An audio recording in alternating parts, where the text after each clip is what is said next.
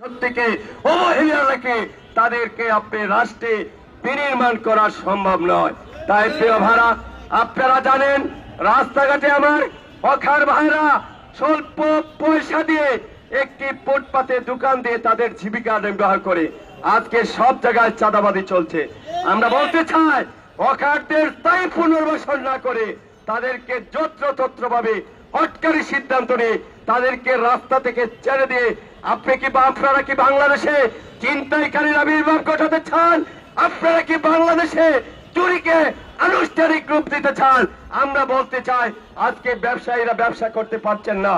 আপনারা শহরে যারা থাকেন, রাজধানীতে যারা থাকেন, আমি আহ্বান করবো নেতৃবৃন্দ, সংসদে শুধু ৭১ আর জুলাই আর ৯০ নিয়ে আলোচনা করলে হবে না।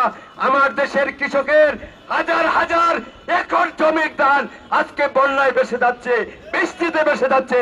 আমার শ্রমিকরা আজ এক বেলা ভাত খাওয়ার মতো কোনো ব্যবস্থা থাকছে না, তা নিয়ে কথা বলুন। আমরা বলতে চাই সংসদ জনগণের ট্যাক্সের পয়সা চলে, এই সংসদে বসে কোন নেতার গুণকীর্তন আমরা দেখতে চাই না। আমরা জনগণের কথা শুনতে চাই, জনগণের বক্তব্য শুনতে চাই। আজকে আপনি বাংলাদেশের সর্বত্র গ্রামে গঞ্জে এক সপ্তাহ পর্যন্ত আজকে বিদ্যুৎ বিচ্ছিন্ন হয়ে পড়েছে। আজকে এসএসসি পরীক্ষা চলছে সারা বাংলাদেশে, কোমলমতির ছেলেমেয়েরা আজকে পড়ালেখা করতে পারছে না। এই ব্যাপার নিয়ে আপনারা ব্যবস্থা গ্রহণ করুন, নতুবা মনে রাখবেন যদি আমার শ্রমিক জনতা মাঠে নেমে আসে তারা কিন্তু তাদের দাবি আদায় করে চলবে। আসুন প্রিয় ভাইরা, শ্রমিক মজলিস তার জন্ম লগ্ন থেকে অন্যায়ের বিরুদ্ধে, অবিচারের বিরুদ্ধে, জুলুমের বিরুদ্ধে, অত্যাচারের বিরুদ্ধে সাম্য মানবিক মর্যাদা ন্যায় বিচারের পক্ষে কাজ করছে। আমাদের দাবি সেই অধিকার নিশ্চিত করার জন্য আসুন আগামী দিনে ঐক্যবদ্ধ হতে হবে। প্রিয় ভাইরা, পয়লা মের যে শিক্ষা, সেই শিক্ষা হচ্ছে সকল জনতা ঐক্যবদ্ধ হওয়ার শিক্ষা।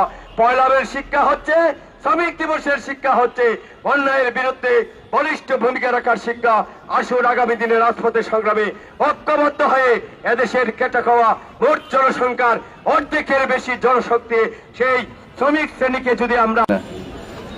সম্মানিত শ্রমিক ভাইরা, আপনারা জানেন প্রতি বছরের নয় আজও পয়লা মে আন্তর্জাতিক শ্রমিক দিবস পালন করা হচ্ছে।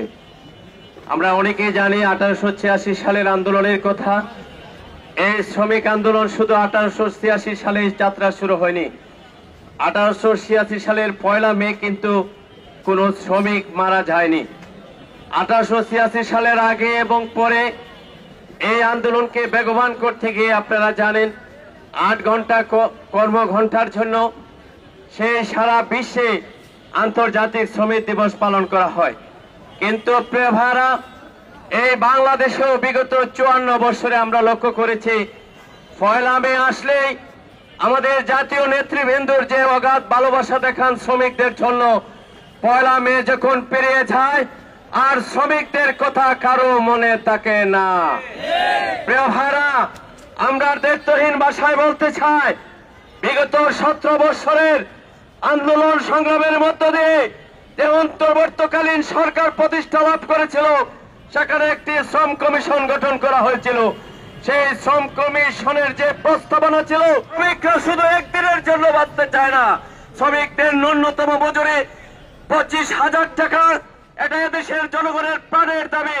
কিন্তু আমরা বলতে চাই আজকে শ্রমিকদেরকে ছাঁটাই, কলকারখানা বন্ধ, বিশেষ করে রাষ্ট্রায়ত্ত চিনি কলগুলো, পাট কলগুলো সব বন্ধ করে দিয়ে বাংলাদেশে লক্ষ লক্ষ শ্রমিকদের আজকে বেকারত্বের অভিশাপের দিকে ঠেলে দেওয়া হচ্ছে। প্রিয় ভাইরা, আজকের এই শ্রমিক সমাবেশ থেকে আমরা স্পষ্ট ভাষায় দাবি জানাতে চাই অবিলম্বে বন্ধ কলকারখানাগুলো চালু করতে হবে। দ্বিতীয় যে কথাটি বলতে চাই, বর্তমান গণপ্রজাতন্ত্রী সরকারের বাংলাদেশের প্রধানমন্ত্রী তারেক জিয়া সাহেবের উদ্দেশ্যে আমরা আহ্বান করতে চাই, আপনি বাংলাদেশে আজকে ফ্যামিলি কার্ডের ব্যবস্থা করছেন, কৃষক কার্ডের ব্যবস্থা করছেন, আমরা আপনাকে ওয়েলকাম জানাই, কংগ্রাচুলেশন জানাই। কিন্তু মাননীয় প্রধানমন্ত্রী বলে গেলে চলবে না। এই বাংলাদেশে আপনার আগমনকে নিশ্চিত করেছে প্রায় 300 শ্রমিক জুলাই গণঅভ্যুত্থানের জীবন দিয়ে।